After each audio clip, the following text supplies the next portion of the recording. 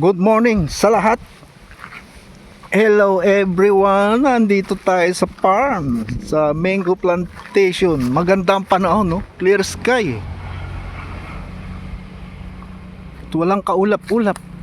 Ito, pakita ko sa inyo yung bulaklak na mangga sa malapitan. Ito, ayan, oh. Tingnan yan. Yan, ganyan ang itsura ng bulaklak na mangga. Ano na to, 3 weeks magmula do sa unang spray nila yan. Tapos lalaki pa yan na sinlaki ng butil ng mais. Tapos pag malaki na talaga, yung makita mo na talaga yung shape ng mangga, malilit na mangga, doon nila umpisang balutin yan. Ito yung hagdana, ayan yung gate ng farm. Hindi ko nadala yung gimbal ko kasi biglaan yung punta ko rito eh. Ayan yung farm, ayan yung gate. Yung hagdanan. Ayan, oh, puro puno to ng mangga, oh. Nakasalubong ko yung contractor yung nag-spray. Andito raw. Ando sila sa likod. Pupuntahan ko sila. Ito yung papunta sa likod, yan. Punta natin sa likod. Screen recording tayo. Dito kasta. Yan, dyan ka pumwesto. Tapos good to go na ako. 99%. Pero dapat si Flip dito ko ilan sa mga walang puno. Hello Flip.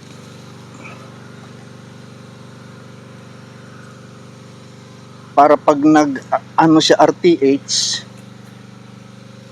libre siya sa mga puno.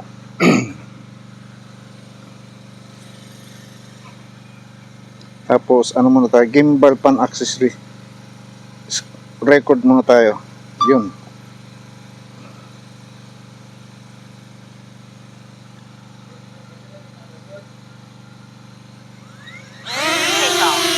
Ano?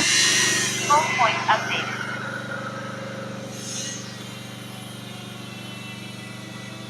Baba ka. Yun.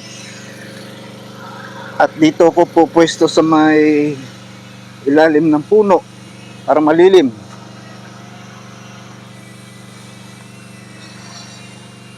%, 32 satellites, good.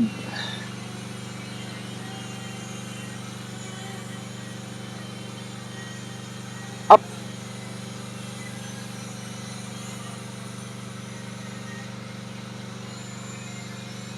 Oh, lakas ng hangin. Stop ka muna. Ay, nakatagilid si Flip, oh. Ha.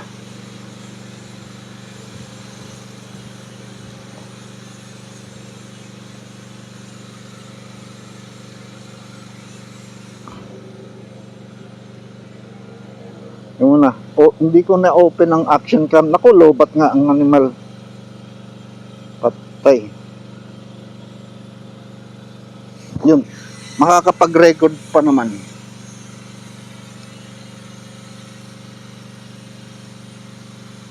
Ayan siya. Ano, wala yung hangin. Kanina malakas ang hangin. Atras, taas.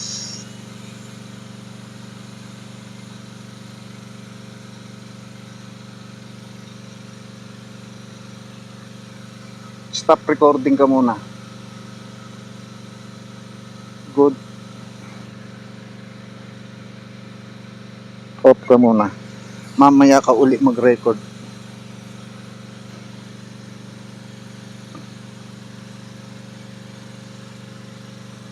Yan, andito na naman ako sa may mango plantation. Nakasalubong ko yung contractor, yung nag-i-spray, nagpapa-spray dito. Ang sabi niya, pangatlong spray nila ngayon. Tignan mo mga mangga.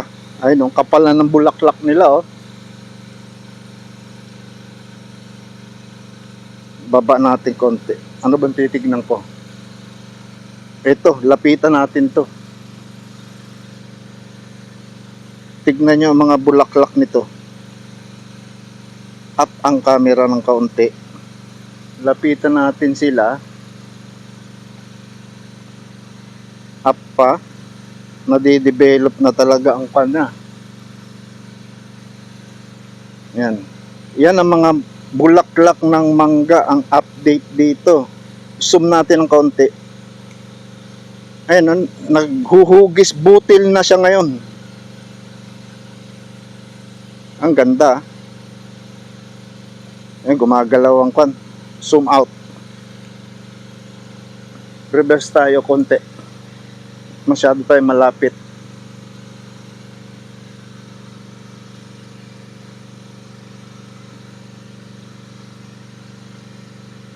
Layo tayong konti.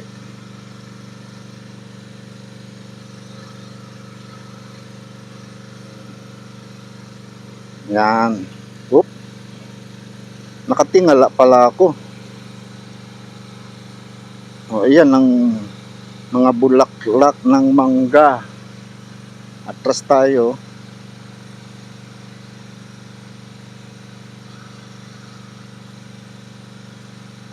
Atras pa. Yan ang itsura nila ngayon. Makapal na ang mga bulaklak. Taas. Naku, andun pala ako sa may coconut. Buti hindi ako kumana ng... Dahil kundi sa pool ako doon sa daon ng coconut. 17 meters lang ang altitude eh. Taas natin ng konti camera. Yeah. Gawin nating 25 meters. Oh, yan. Baba ng konti. Nag-uumpisa ng manilaw ang mga puno ng mangga dahil na de-develop na yung mga bulaklak.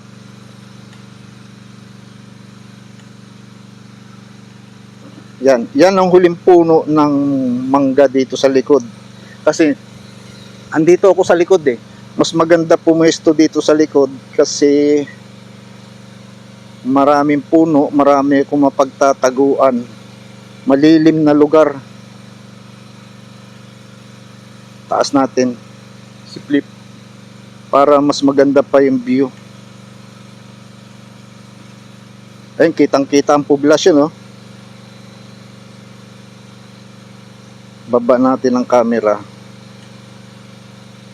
Oh, lahat ng mangga, lahat ng puno, oh, naninilaw talaga. Nag-uumpisa ng manilaw kasi unti-unti nang nade-develop ang mga bulaklak na mangga. Ano na to ata, may isang buwan na to after nung first spray nila. Pero tong isang ito, ano pa tong isang to? Ah, ito yung kwan, native. Yung native na mangga to. Lapitan natin yan. Hindi ko na nakita si Flip. Ayan o, yan yung native. Ayan o, kaya hindi siya masyadong, may bunga. Teka, asan ba yung Bisaya na mangga? Meron dito eh, atras tayo. Meron isa dito yung Bisaya na ang dami niyang bunga. Saan na kaya yun? Ay, mali ang pwesto. Ito nga pala yun. Yan nga pala yun. Dahil pataas nga pala to. Ito yung may bunga, yung may Bisaya. Yung Bisaya na mangga tinasabi nila. Lapitan natin, baba tayong konti. Sana wala akong masagi na puno. Teka.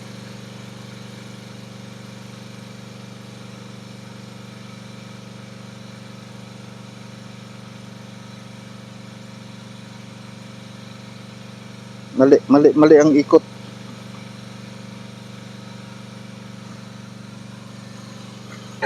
Nawawala ako sa ano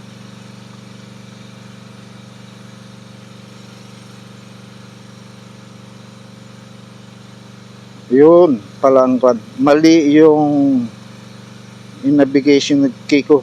Kaya baba tayong konti. Wala sana akong tamaan na puno. Ito pala yung Bisaya na mangga. Ayan, kung mapapansin nyo, may bunga yan eh. Teka.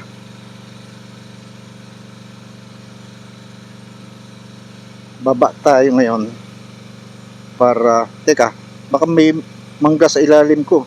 Meron nga, ayan, no? Yung maliit na puno. Kaya dapat maingat ka rin pag bumababa ka kasi hindi mo nakikita yung nasa ilalim. Kailan double check mo pag bago ka mag-reduce o mag-bawas ng altitude. Baba natin. Ayun yung nag-i-spray, oh. Lumipat siya. Dapitan pa natin. May mga bunga yan eh. Ayan, oh, may bunga siya. Zoom natin. Ayan, oh. Yan yung Bisaya na mangga. Ang dami niyang bunga. Minsan nga makakuha nga ako. Masarap ang bunga nito eh. Kahit maliliit ang bunga nito, itong Bisaya na mangga, matamis ang bunga niyan.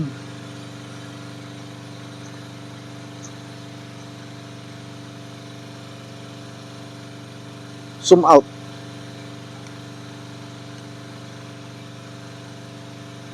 Tapos taas tayo. Nag-aano yung signal.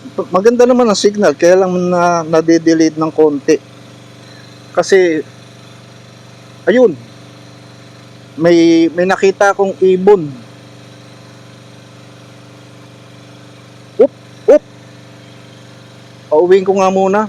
Inaano ng mga ibon eh. Ayun, oh.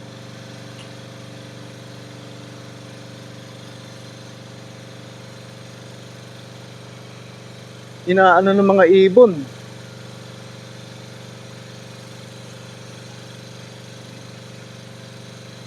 Loko itong mga ibon na to.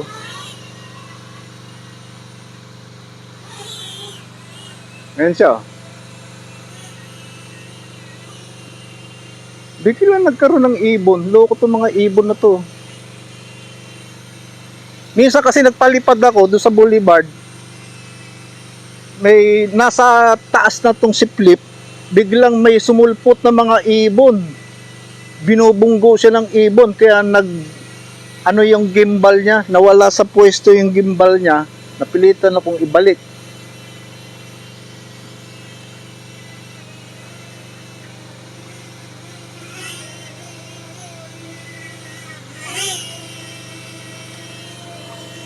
Langgam. Punta natin yung nag-i-spray.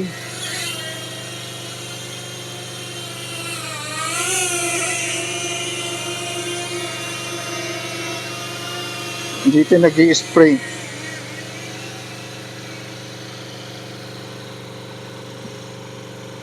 Ayan, no? 4 na drum ang gamit niya. Punong-puno yung drum. Puro chemical. Ayan, no? Iba ang kulay ng tubig kasi may chemical na hinahalo dyan. At ayun, yung mga ginagamit siyang chemical, yung mga nasa bote. Yun yan. Ayan, no? Tinitimpla yan. Yan ang ginagamit. Nung unang spray kasi, ang ginamit nila para magbulaklak. Ngayon ata, ewan ko lang kung anong klaseng chemical ang ginagamit nila. Siguro, ano yan, parang abono pa rin siguro o protection para hindi maano yung mga bulaklak.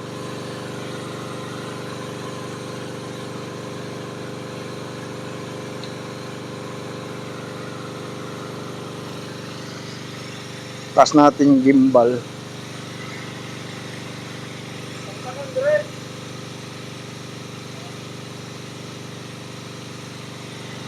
Ano bang level ng gimbal ko? Biraha lang niya, biraha.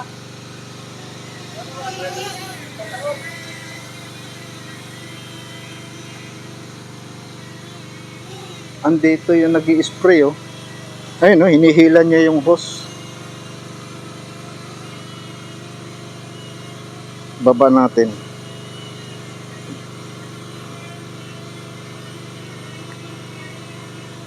Haba ng hose. Ayun, sa baba, oh. Yung hose nila, bawat isang set nasa 500 meters. Tapos Dahil maraming set yan, every set 500 meters. Pag malayo, dugtungan ng additional 500 meters. Ganun ang ginagawa nila. Kaya marami tong hose na to. Ito yung hose nila, ginagamit nila. Yan din yung sa car wash. Baba tayo, tignan natin mas malapit. Yan din yung sa car wash na ginagamit. Pero ito, mahaba talaga to. Ipitan natin. Ayun, no? Mahaba yan. Tignan natin kung ano na ang kwan. Wala na yung mga ibon. Hindi ko na sila nakikita. Pwede na, no? Ayun, meron pa. Dalawa. Ito ang problema eh. Maliit lang yung ibon, kaya lang siyempre malakas ang puwersa niya, lumilipad yan eh. Pag binunggo nila ang drone, malaki ang chance na maaksidente.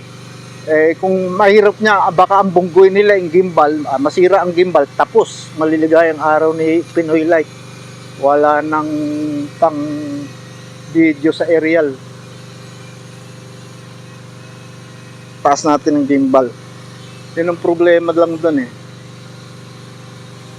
Ayun, nakikita ko sila eh.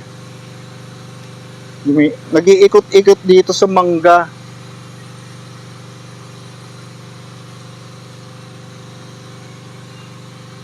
Ayun no. Yung colored na ibon to eh. May yellow, may green. Maliliit lang to, malaki lang to sa maya. Maliit sa, ano bang tawag do sa ibon na kulay itim? Maraming ibon dito eh.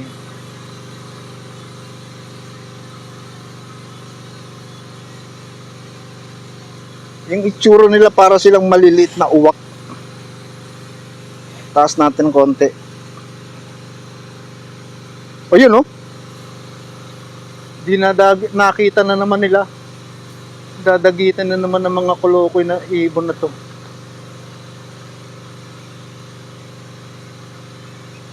Ano pa naman, buti nga to si Flip may prop guard. Pero kung nagkataong ang gamit ko yung malalaki, yung mga walang prop guard gaya ng E3S, nako, mamalasin to mga ibon na to. Pag tumama sila sa propeller ng E3S, sigurado durog ang pakpak nila doon. Sa lakas nun. Abante ko ng konti para madali ko siya makita. Ayan ang kwan, hindi na ako masyadong makapunta doon sa malayo at maraming ibon. Mahirap na, baka maaksidente. Kawawa naman si Flip. Sana kung marami akong drone, kaisa-isang drone ko to na ginagamit ko rito. Mahal pa naman. Ngayon isang ibon, lumilipad-lipad. Lak ng tinapay ng ibon. Wala. Uwi na lang ako. Hindi ko i-sacrifice si Flip para sa ganitong content lang. Mahirap. Baba ka na, Flip.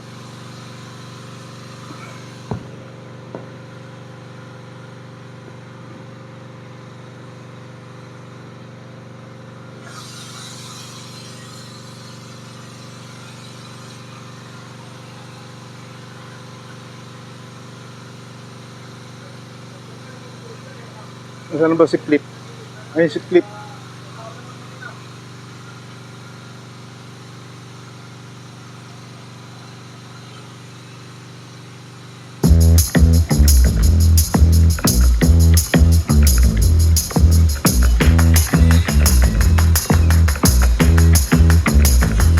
Nakikita ba siya sa action cam? Ayan.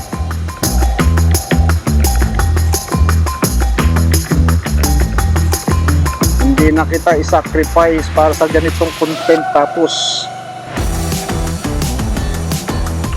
ma-aksidente ka lang, di bali na. Better safe than sorry. Hello, Flip.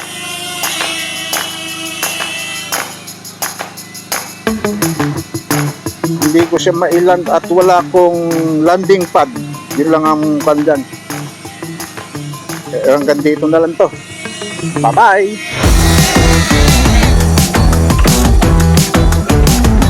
Ayan na. At least safe ako. Hello, Flip.